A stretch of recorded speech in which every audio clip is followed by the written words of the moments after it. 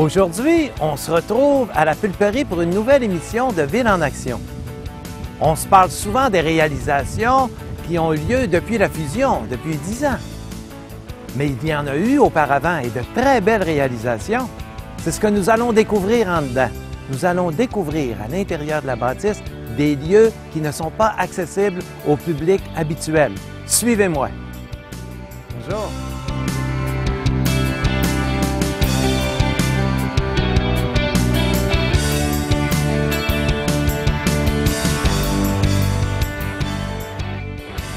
Ici, quand on pénètre dans la pulperie, on voit d'abord une série d'objets qui sont un peu sécurisés par un mur de verre parce que ce sont des objets qui sont précieux. Ils datent du début de la colonie.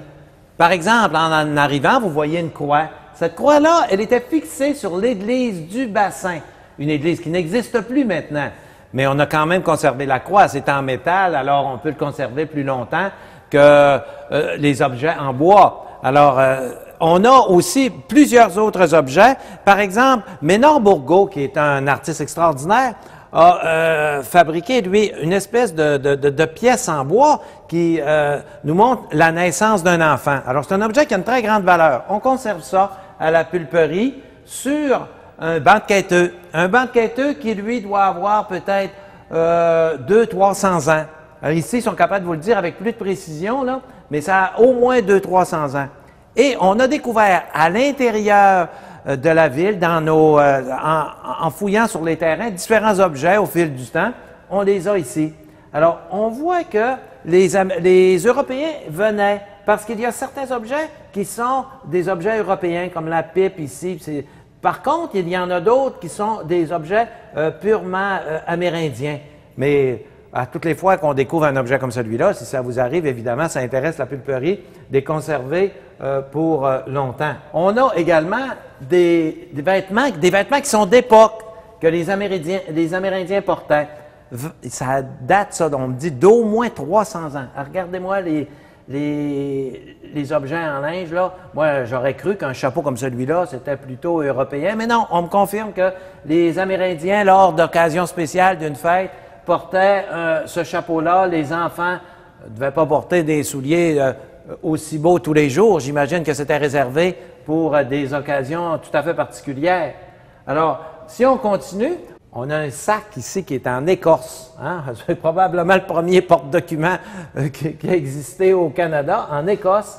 Et un couteau qui est, on dirait plutôt un fusil, mais dans ce temps-là, c'était un couteau dont les Amérindiens se servaient. Alors, on voit qu'ils utilisaient un morceau de métal, ils fixaient ça après un os, et puis ils savaient quand même faire les choses pour essayer de travailler. On a également 2 bagues. Ces bagues-là, ce sont des bagues, hein, sont tout petites, sont peut-être difficiles à voir à l'écran.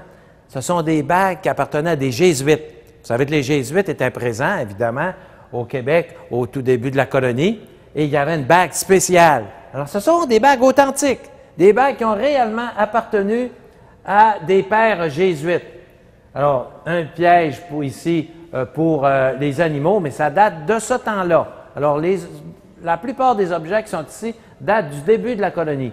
Mais on a un objet qui a une valeur tout à fait particulière. Il est un petit peu plus récent. Hein? C'est appartenant à M. Dubuc. M. Dubuc qui a vécu vers 1900 parce qu'il était lui-même l'instigateur de la pulperie. On dit que la bâtisse date de 1921, mais c'était un homme très riche et très connu. On l'appelait le roi de la pulpe partout à travers le monde. Mais lui, comme il était riche, il avait des objets particuliers. Et un de ses plus beaux objets, c'est un coffre. Un coffre en bois qu'on voit ici, qui est sculpté. Et on me dit que c'est une valeur inestimable. Alors, ça appartient maintenant à la pulperie, ce coffre-là. Alors, ce sont certains objets qu'on a. On a beaucoup plus. On va continuer ensemble de faire la découverte de la pulperie, puis restez à l'écoute parce que tout à l'heure, je vais vous emmener dans la réserve. Elle n'est pas disponible pour les visiteurs habituellement. Mais nous, on va en faire une visite ensemble.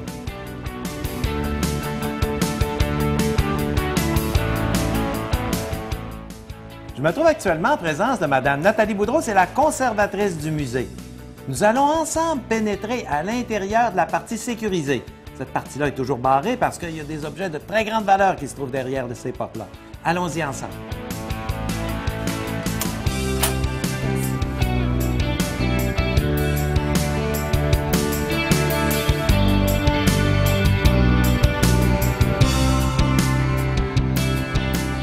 Alors, je suis toujours en compagnie de Mme Nathalie Boudreau, qui est la conservatrice du musée. Ici, on est dans une espèce d'entrepôt. Les objets, quand ils arrivent à la pulperie, on les place ici pendant un certain temps. Évidemment, ça prend des objets qui ont de la valeur. Alors, j'ai fait le tour un peu pour voir ce qui vient d'arriver dernièrement. Il y a des choses intéressantes, mais je vais vous le dire, moi qui aime les médias un peu, j'ai été intrigué un peu par des objets que j'ai vus ici. J'ai vu même une caméra. Regardez-moi ça. Hein, c'est ça, c'est KRS? Exactement. Une des premières caméras qui a été utilisée au poste de télévision, c'est KRS Télévision. Ça veut dire que ça peut avoir 40-50 ans? Absolument. Pas 50 ans. Absolument. Facile. Alors, regardez-moi ça, si c'est vieux. Hein? Et ça devait coûter une fortune dans ce temps-là.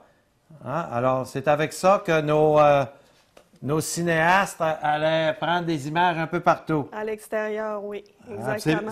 En passant, c'est lourd. Je peux vous dire que c'est lourd. Si vous avez ça dans le bras pendant une conférence de presse, là, ça pouvait être... Il n'y a pas l'air... Oui, peut-être qu'il pourrait le fixer sur un poteau. Ensuite, expliquez-moi ça ici. Ici, c'est la grosse caméra qui était utilisée dans les studios de télévision à Jonquière. Donc... Je vais voir si c'est lourd aussi. Hein? Permettez-moi de l'essayer. Hey, un homme seul lève... Oh! Pourtant, je me pense fort. Un homme seul lève pas ça. Alors, c'est très lourd, très lourd. Puis ça, c'est des consoles qu'il y avait au tout début? Exactement. Ici, vous avez la collection des meubles qu'on a recueillis du chalet Antoine Dubuc. Donc, une belle collection. Il y a une partie de ces objets-là qui vont retourner au chalet Dubuc. Donc, chalet Dubuc qui est devenu votre propriété? Absolument, qui est propriété maintenant de la pulperie, qui va devenir un chalet, donc une pourvoirie, où les gens vont pouvoir louer des chambres et puis aller... Ça, c'est dans les Monts-Valin? Exactement. OK. Donc, ici aussi, on a une très, très belle collection d'un artiste qui vient de Saint-Edwidge, M. Léon Bouchard. Des sculptures qui étaient installées sur un site qui s'appelait Le Petit Bonheur. Et ces œuvres-là étaient à l'extérieur. Et donc, on les a remis ici dans la salle d'acclimatation. Donc, c'est une salle ici, vraiment, qui sert à entreposer les objets, mais de courte durée, normalement pour une période de 72 heures. C'est pour s'assurer que les objets ne sont pas infestés, donc il n'y a pas d'insectes. Et c'est pour voir aussi de quelle façon les objets vont se comporter lorsque la température et l'humidité est contrôlée. Donc, on voit ici que le bois a fendillé, donc on sait à ce moment-là que les objets devront être restaurés par des spécialistes. Tout ça ici, ce sont des objets en attente de traitement pour s'en aller dans la réserve, parce qu'on n'est pas encore dans la réserve, on va y aller bientôt. Et si j'ai oublié de vous le dire, la réserve, il n'y a pas seulement le maire qui peut l'avoir. Les citoyens, c'est à vous, c'est vous qui l'avez payé. Il y a moyen d'organiser des groupes, mais ça ne se fait pas comme ça en arrivant à la pulperie. Vous organisez d'avance un petit groupe, je pense qu'on peut être au maximum 5 ou 6, là, et il y a un guide qui vous accompagne parce que, évidemment, il faut protéger ces biens-là. Alors, allons tout de suite dans une autre salle. La salle de préparation. Préparation.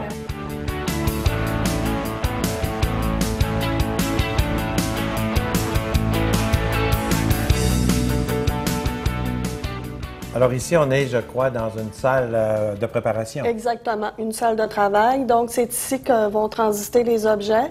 C'est ici qu'on va les mesurer, qu'on va les photographier, qu'on va les peser et qu'on va les documenter. Parce que lorsque les objets s'en vont dans la réserve, de l'autre côté, tout le travail est fait de documentation. Donc, les objets s'en vont là pour se reposer, donc pour les mettre à l'abri des Alors, intervenants. suivez-moi, on va regarder certains objets avant de passer dans la réserve. Alors, on voit avec des objets ici, vous m'avez dit que ça, ces objets-là, on ne les conserve pas, mais il y a certains vieux objets que vous allez conserver. Regardez-moi ça, vous. Un micro de CBC. C'était un micro qu'on tenait dans notre main. Alors, regardez-moi ça, puis il est lourd. Alors, vous avez le téléphone devant vous, le téléphone de Radio-Canada ici. Hein, il a dû se dire des petites affaires là-dessus.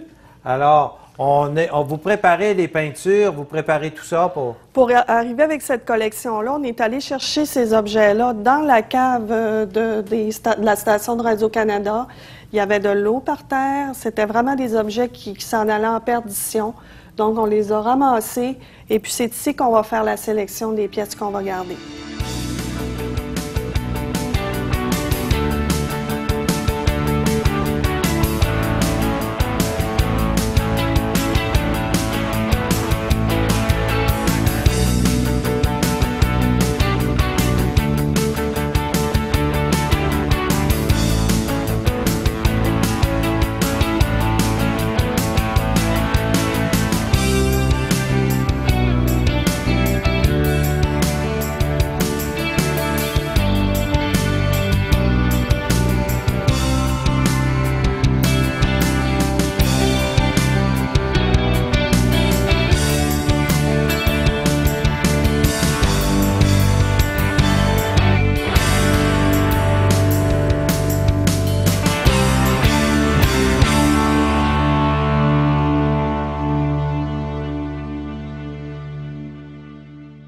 Ici, on se trouve dans la réserve.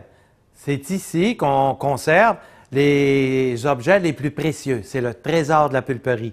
C'est un endroit qui n'est pas accessible pour les touristes en général, mais vous pouvez avoir un rendez-vous avec un guide pour y faire le tour. Il y a des objets qui ont une grande valeur. Je vais vous montrer ça. J'en ai un devant moi. C'est un crucifix qui peut vous apparaître ordinaire. Il a été sculpté par le Père Lard en 1727.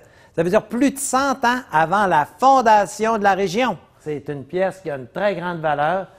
On en a plusieurs ici. On va aller en observer quelques-unes. On a plusieurs objets très bien classés. On ouvre comme ça ici et ça nous donne accès à plusieurs portes comme celle-là. Ça nous donne accès à, ça prend moins d'espace évidemment, à des objets qui sont très bien classés. On a un inventaire évidemment très minutieux et tous ces objets qui datent du début de la colonie sont serrés ici avec attention. Chaque objet a son étiquette, évidemment, et avec un numéro qui correspond, évidemment, à une identification qu'on a dans nos logiciels qui font l'historique de ces objets-là. Alors, on en a des armoires, des armoires et des armoires. Alors, il faut maintenant, des fois, se faire un peu d'espace parce que, comme vous voyez, là, c'est pas mal plein. Parmi les objets et les outils qui m'ont un peu impressionné, il y a une chaise ici qui servait à l'examen quand une femme était enceinte. Alors, comme vous pouvez le voir avec les étriers, c'est pas tellement invitant. Mais c'était comme ça à l'époque. La chaise suivante avait la même vocation. Alors, les examens pour le gynécologue. Alors, regardez-moi le râteau. Alors, il n'y avait pas des râteaux qu'on achetait chez Canadian Tire dans ce temps-là. Regardez-moi le râteau. C'était beaucoup de travail à faire. Évidemment, c'est quand on faisait les foins, ces choses-là, les faux pour les foins, le blé. Et on a également les petits chariots. On voit que c'était pas robuste. Hein? C'était fait d'une façon rudimentaire, c'était pas robuste, c'était fait à la main. Il y a beaucoup de travail dans la confection d'un chariot comme celui-là. Ici, c'est un morceau d'un bain. On prenait notre bain. On a été obligé d'en enlever un morceau parce que ça ne rentrait pas complètement sur l'étagère, mais c'est un bain d'époque. On est dans une section d'outils. Allons voir ailleurs d'autres objets qui avaient une vocation différente.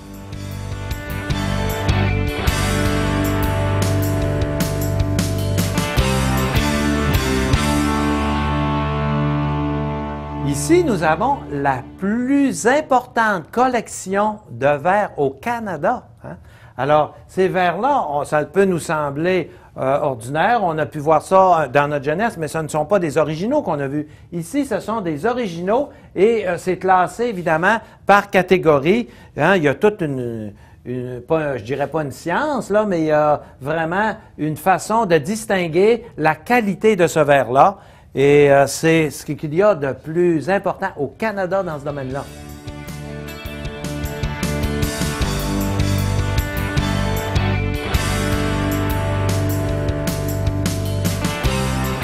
On a tous vu ça, une ancienne naveuse avec un tordeur, mais comme celui-là, on ne voit pas ça souvent. Alors, vous voyez un tordeur ici qui date probablement de plusieurs centaines d'années. Quand vous voyez un moulin comme celui-là, c'est vrai qu'aujourd'hui, on utilise encore un moulin, mais il n'est pas... On voit que celui-là est très, très vieux. Et on a un crucifix qui était à l'église Sainte-Anne à Chicoutimi-Nord. Et il est il n'est pas en bon état, là. Il faut le réparer. Mais c'est un crucifix qui vaut très cher. C'est un crucifix de Charles Huot. Alors, on l'a sorti de l'église Sainte-Anne pour le conserver parce que dans l'état où il est actuellement, là, il n'est pas très beau. Ici, tout le monde sait que les rois, c'était un objet important pour la confection des vêtements dans nos familles. Alors, on en a conservé plusieurs. Ce sont des objets comme ça qu'on conserve parce qu'ils ont tous une valeur, ils ont tous une histoire. Je ne connais pas l'histoire de tous les objets, mais je sais une chose, c'est que tout ça, ça a été recueilli, ça a été conservé parce qu'ils avaient une valeur certaine.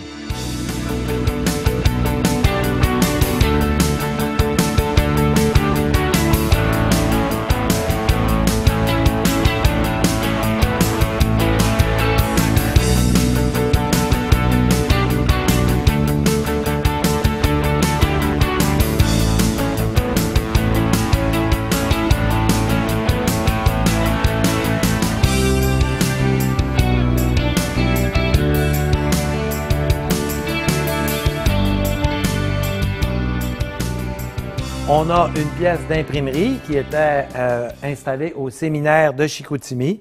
Alors, on nous dit qu'elle fonctionne encore. Évidemment, c'est fait d'une façon solide, hein? Ça peut fonctionner longtemps. Ici, on a des vêtements qui appartenaient à la famille Dubuc. J.A. Dubuc, on sait qu'il a marqué la région d'une façon importante, étant l'instigateur, entre autres, de la pulperie. Alors, ce sont des vêtements qui ont appartenu aux membres de sa famille.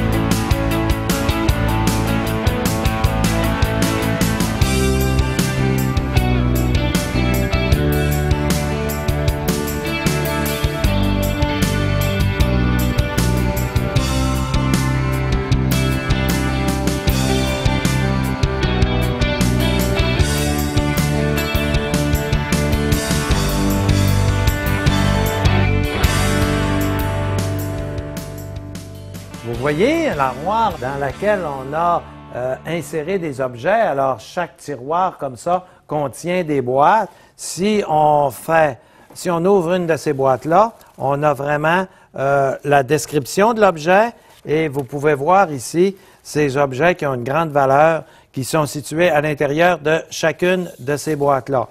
Tous ces tiroirs-là sont pleins de boîtes semblables. Ce sont des choses qu'on veut conserver et on veut s'assurer que l'humidité, la température, tout ça ne les détériorera pas avec le temps. Et éventuellement, tout ce que je vous montre va être exposé. Hein? À chaque fois qu'on fait des expositions, on en sort, on en rentre. Il y a des changements qui se font parce que si jamais personne ne peut voir rien, ce n'est pas vraiment utile. Mais c'est fait avec harmonie, suivant la description de l'exposition qu'on est après faire. On a même une exposition, là, je vous le dis, on est après travailler. C'est pas fait encore, mais ça se peut qu'on ait des objets de Michel Barrette et qu'on les expose dans la pulperie à un moment donné, peut-être l'année prochaine. C'est pas réglé, mais les négociations vont bien, là. Je pense que ça va marcher.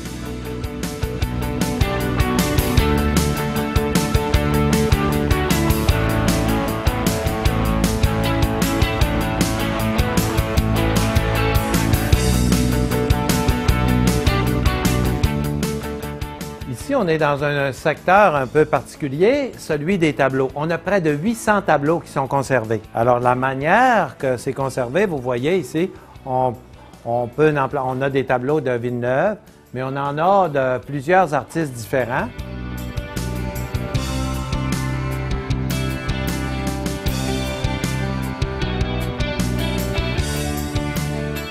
J'aimerais vous montrer un des plus beaux tableaux qui a même été exposé au Louvre. Regardez-moi ce tableau-là, c'est Saint François d'Assise avant de mourir qui regarde sa ville. Et ce tableau-là a une très, très grande valeur. Il est peint par Henri Beau. C'est un artiste canadien. Évidemment, la pulperie est très fière de posséder cette peinture-là. On en a d'autres, mais celle-là, je pense que c'est celle qui a le plus de valeur.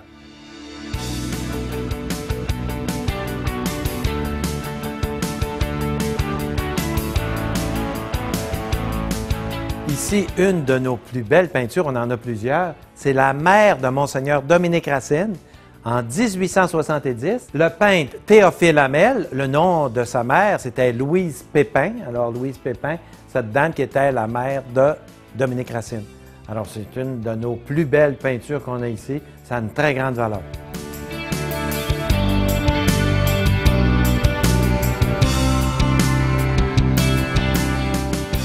Ici, une collection de peintures qui est conservée, hein, comme vous voyez, pas exposée. Conservée, ce sont des peintures de très grande valeur qui originent d'ici, de la région. Derrière, un canot d'époque. Alors, ce canot-là a déjà servi. C'est un canot qui a une grande valeur, plusieurs centaines d'années. Alors, on s'assure, ici, à une température constante de 21 degrés et l'humidité également, tout est bien vérifié pour pas que ces objets-là se détruisent avec le temps.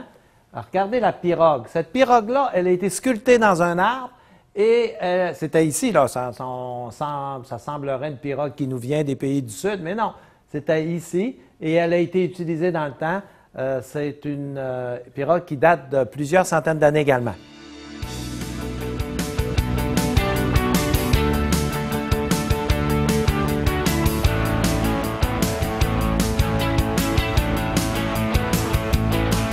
Comme vous pouvez le constater, la collection ici vaut des millions de dollars. Il faut s'assurer que ce soit sécuritaire. Alors, il y a des caméras partout, même sur le toit. Tout est bien sécurisé. Et des systèmes d'alarme pour s'assurer, évidemment, que personne ne va s'y introduire. Maintenant, j'aimerais vous faire un petit historique. Comment ça a débuté? D'abord, avant 1901, il y a un prêtre du séminaire, l'abbé Huard, qui faisait des collections. Ça a commencé comme ça. Lui, c'était surtout des insectes. Alors, l'abbé Huard est parti, même avec ses objets. Ça prenait quelqu'un pour prendre la relève. Ça a pris quelques années parce qu'en 1934, un personnage important, Monseigneur Victor Tremblay, fonde la Société historique. Alors ça, c'est important. Et il fonde, quelques temps plus tard, en 1943, le Musée de la Société historique. Là, on prend le vrai départ. Le Musée de la Société historique est au séminaire de Chicoutimi. Mais en 1956, on transporte le musée à l'Hôtel de Ville au 2e étage. Alors, on se rappelle qu'en 1956, la ville de Chicoutimi, c'était quand même réduit. Rivière-du-Moulin n'en faisait même pas partie, Chicoutimi-Nord non plus. Mais on transporte le musée au 2e étage de l'Hôtel de Ville. En 1966, l'Hôtel de Ville a besoin d'espace. On retourne au séminaire. Alors, le musée est donc au séminaire.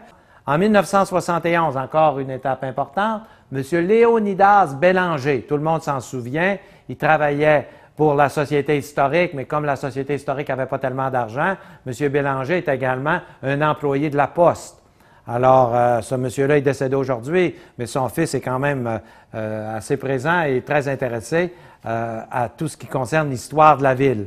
Alors, M. Bélanger, lui, s'occupe de transférer tous ces objets-là dans la chapelle du séminaire, qui est un local très propice à ça. Et c'est en 2002 seulement que tout ça est transporté à la pulperie. Donc, avant la fusion, la pulperie n'est pas un musée. Il faut s'en rappeler, c'est pas vieux, le musée de la pulperie. Ça date de la même année que l'année de la fusion de la ville. Aujourd'hui, on voit l'ampleur que ça a pris, c'est devenu sérieux. On a des objets importants, sont bien conservés. On a aussi engagé des experts.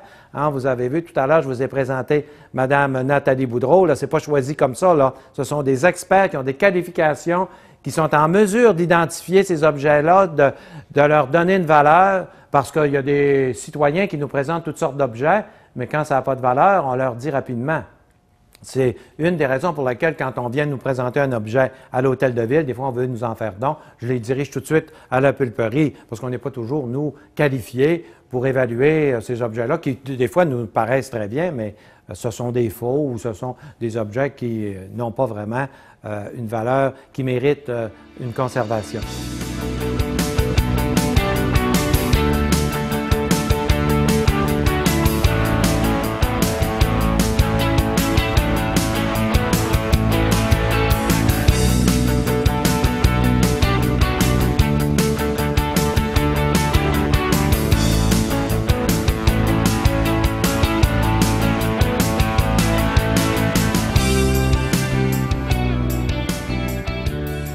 Le musée de la pulperie est un musée catégorie A, classé par le fédéral. Ça nous donne des privilèges. Ça nous donne le privilège d'acquérir des objets. Évidemment, on peut émettre des reçus pour des personnes qui nous... Mais les reçus sont toujours émis à leur juste valeur. On ne peut pas émettre un reçu de 100 $ pour un objet qui en vaut 50. Il faut bien s'entendre. Alors, c'est même assez conservateur. Il y a un comité qui se penche là-dessus, qui s'assure que la valeur établie est la bonne. Donc, c'est un musée régional qui prend une place significative dans la région. Ça s'assure qu'on va conserver des objets qui ont un sens dans notre histoire. Faut garder le sens de l'histoire et il faut avoir non seulement des livres et des personnes qui nous le content. Il faut voir ces objets-là. Ça nous donne vraiment l'esprit du travail qu'ont pu faire nos ancêtres.